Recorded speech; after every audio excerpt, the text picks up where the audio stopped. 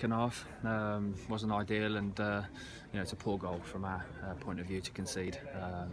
We've got to be stronger, as a wall, and it was disappointing. So we had to find a way to get back in the game, and we kept probing. And obviously after the penalty miss, we had to try and keep ourselves upbeat and keep our heads up. And I thought we'd done that. We created some good chances, and we managed to put one away. So all in all, after being one down, to come back and get a point was pleasing. But again, with the missed penalty and other chances, you never know. We could have maybe nicked the 3. You said when you missed the penalty, the heads went down. It didn't take long for them to get back up and score the goal. Yeah, well, in big games like this, you have to adapt, and it's unfortunate that we've missed the penalty.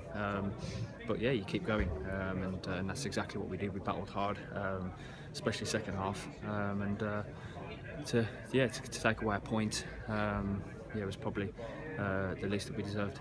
Quite an easy goal for you to score. Was it John Park an assist, or do you think he went for the shot before? Knowing John, he probably shot. But yeah, I just gambled and just get myself into them sort of areas, and luckily for me the ball's dropped, and I managed to just nip in front of the defender. So yeah, it was great for us to get back in the game, and sort of the momentum then shifted in our favour. Big match atmosphere. What was it like playing in El Clásico? Yeah, I really enjoyed the first one, and this was no different. The atmosphere was great. Both sets of fans, obviously, from the first whistle, very loud, and cheering on their team. A lot of passion going around. So yeah, really enjoyed it, and it was a great advertisement for Gloucestershire football. So yeah, all round it was a great day. One big game, another big game 2 weeks, Oxford away in the FA Cup. Of course, you're Altrincham in the league before. Yeah, we look at the next game, and that's how we're going to do it now. We knew this was a big clash, obviously, a derby game, and first v second and all that. So we turn our attentions now to Altrincham, and it's game by game. Very cliche, but that's how you have to approach it. You can't get ahead of yourself. So yeah, we prepare for Altrincham next week now. Seems to be a good atmosphere in the club. You're on a big run, and obviously there's a lot of team bond, including a poetry midweek. Did that help towards the result today? No, it was enjoyable, obviously, and we've had a lot of messages throughout the week, obviously from fans and people coming to the game. So I'm sure Cheltenham have had the same, and it's been great. It's been great for the area that this game has built up so much attention, and yeah, I think it lived up to it. There was a lot of passion. You could see on the pitch. It was very up and down, and to and fro at times from both teams, and we knew that was going to be the case. We came here to win. They wanted to win, so it was a real passionate game. Thank you very much. Cheers. Cheers. You've been in this league a couple of months now, and obviously seen Cheltenham twice. Do you think, from what you've seen, these two teams could be neck and neck for the rest of the season?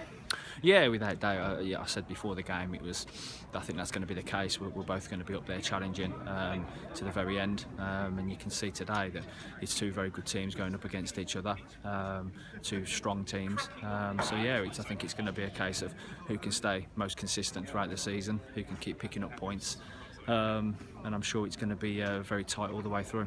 Yeah, do you think Forest Green have come out of both games a little bit happier because you've equalised, had to come back from behind in both of them? Yeah, I think so. Again, we're a little disappointed that we've missed other opportunities today, and we're really disappointed with the goal. It's a poor goal to concede, at any level, and it's just about us doing our jobs and blocking a ball at a free kick. So that's disappointing. But yeah, to come from behind like we had to twice in the first game, and especially here today away from home, it's credit to the lads and the comeback spirit that we've got in the squad. Everybody's together, and we want to win games. So we want to be successful. So that's the basis that we set ourselves. That's the bar.